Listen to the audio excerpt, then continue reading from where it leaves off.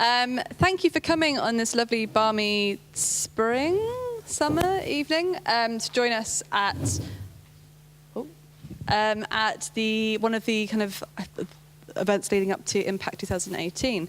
You may remember me from earlier editions as Impakt Festival 2017, where me and Tobias Revel were the curators of the festival, Haunted Machines and Wicked Problems, and we're here to kind of do a handover essentially to the new curators, one of which we'll hear from in sort of a few minutes. Thanks for coming. One of the reasons why we pulled this event together was because as a result of the festival we had last year, there's a lot of questions that started to kind of crop up from that, particularly around things like the sort of the newer. Actually, at that time there was a couple of examples of things where computer-generated imagery had caused us to kind of throw reality out of balance. Sorry. Things like the Obama synthesized voice project and a number of things where people were sort of stitching people's faces onto things. Now, obviously, that's becoming a massive problem. Well, we're going to decide whether it's a problem or not. But the idea of there's many of these things that are happening from things like deep fakes, which is kind of causing a very problematic thing with the idea that you can stitch someone's face onto pornographic imagery, to textures and things which look like they're real but they're not. So this evening we're going to be having practitioners and artists and strategists think about this and start looking at what these problems might turn into or are right now. But I'm going to start talking because I know that Tobias is probably going to time how long I'm waffling for. And hand you over to one of the curators of Impakt 2018, Luba Elliott. I'm going to do a very brief introduction of Luba because I'm sure she doesn't need much introduction. But she's a curator, artist, and researcher specialising in artificial intelligence in the creative industries. And she organises meetups, workshops, and events to engage the public and practitioners in advances in creative AI, and has worked with anyone from Google to Photographers Gallery in London. She's 1/3 of the curatorial team, and I'm going to hand over to her to explain a bit more about her practice, where she's coming from, and hopefully talk a bit more about this year's programme. Thank you. Luba. Thank you, Natalie. So I'm going to tell you about some of the recent projects involving computer vision and generative imagery that come from the technology and the art side. But first of all, just a little slide showing all the different things I do around this creative AI area, which is looking at AI in art, music, and design. So I occasionally dabble in art. I do research into the various industry and startup projects. I curate and I run a community of artists, technologists, and researchers in this field in London. And so, how many of you are familiar with this image or the aesthetic of this? Okay, yeah, quite a few. So I would say that the recent interest in exploring AI creatively can be traced back to this project from Google, which came out in, I think it was May 2015, and it was about emphasizing the features in an image and then kind of coming up with these crazy psychedelic colors and dogs and pagodas when there is a normal image. So you can see there is an artist called Memo Acton, and once you run him through this algorithm, you have weird shapes and colors appear. Yeah, so that's Memo. And so I think it was interesting that there are some artists more from the critical and the net art side, such as Constant Dullard, that have used an opposite approach. So instead of emphasizing features and things in an image, they reduce them. So in the case of Constant Dullard, he worked with the artist and technologist Adam Harvey to turn this image of people protesting into an image where the faces and the background and the colors are blurred, and the same with Trump. So that's kind of a way for him and anybody using this dull dream project, as it is called, to regain some control over how the image is displayed online. Because, of course, this is not so recognizable anymore because the features are all kind of mashed up. And it is somewhat of a comment on how the tools that are created by this technical community can also be used in an opposite way to combat kind of surveillance and the privacy issues. And I also like this project by Terry Broad called Autoencoding Blade Runner. So what he did is he built a machine learning model to reconstruct the Blade Runner film frame by frame. I'm gonna play it now, so you can see that this image on the right is the reconstructed image, and some scenes of the clip are reconstructed better than others. And interestingly enough, Warner Brothers sent him a copyright infringement notice. So even though this film is, the reconstructed version of the film is not identical to the final product, and we as humans can see various places where it's different to the original, the algorithm used by the Warner Brothers to detect what is kind of close and potentially a counterfeit copy of the original clearly still picks this up. And Terry Broad's algorithm was also used in the work of Lawrence Leck called Geomancer. You may be familiar with it. So it's a 45-minute computer-generated film about satellite AI that is in Singapore in 2050, and it wants to come back down to Earth and become an artist. And as part of this film, Lawrence Leck worked with Terry Broad to add a dream sequence where this satellite is dreaming and thinking about its life. And for that sequence, Lawrence Leck and Terry Broad trained the machine learning algorithm on the first 40 or so minutes of the film to create a sequence that looks like this. So you can kind of see the title crop up, and then at a later point you can see the towers.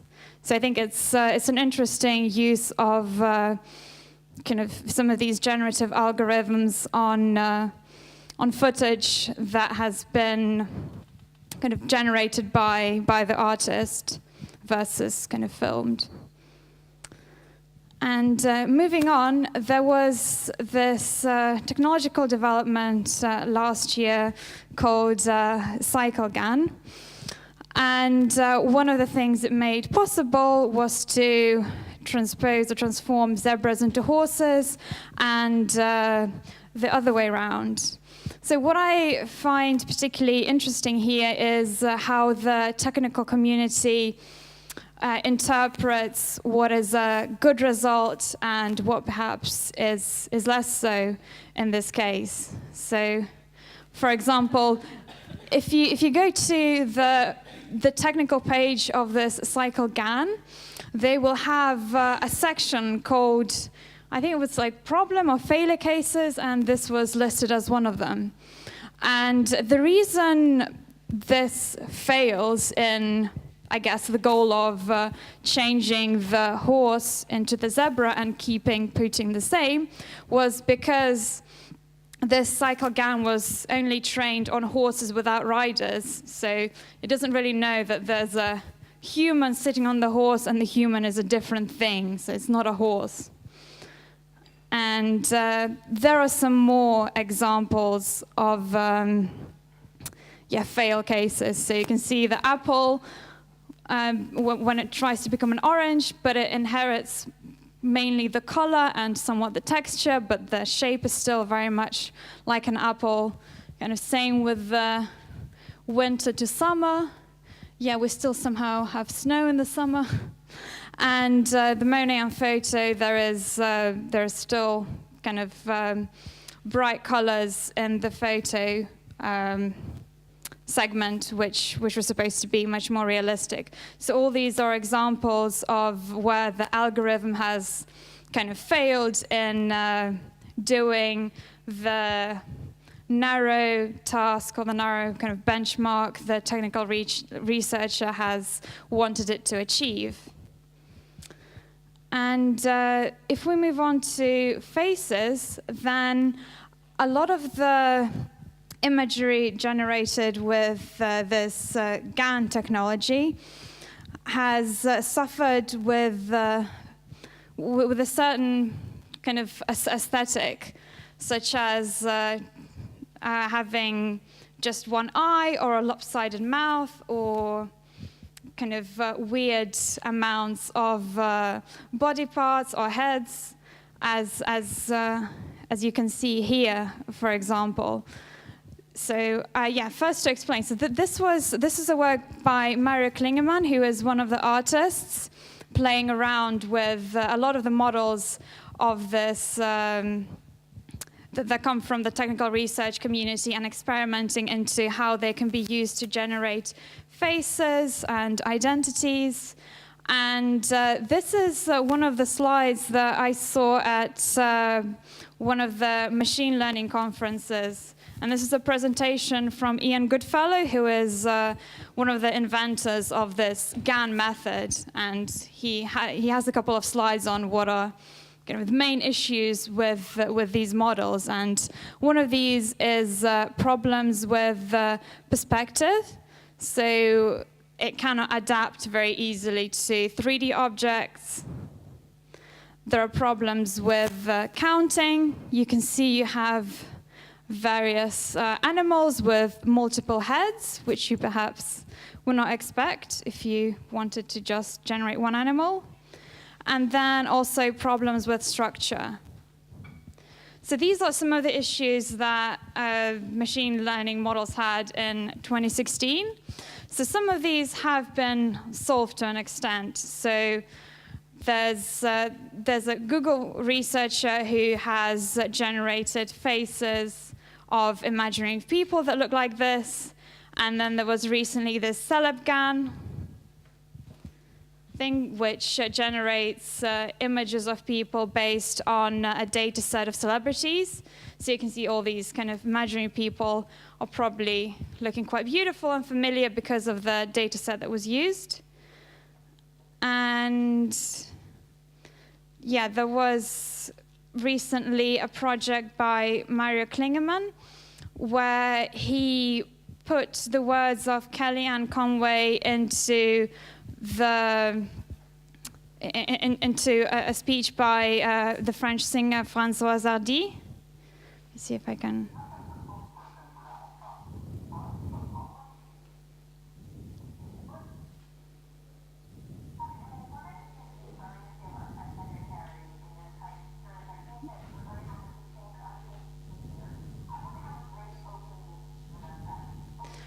Yeah, so, and Mario Klingemann decided to choose this, this particular face of Françoise Hardy because he finds her having a particular beauty, and the words of Kellyanne Conway being very kind of ugly and dealing with this alternative truth, alternative facts idea. And there's also a work by Jake Elves, where he has spliced a video of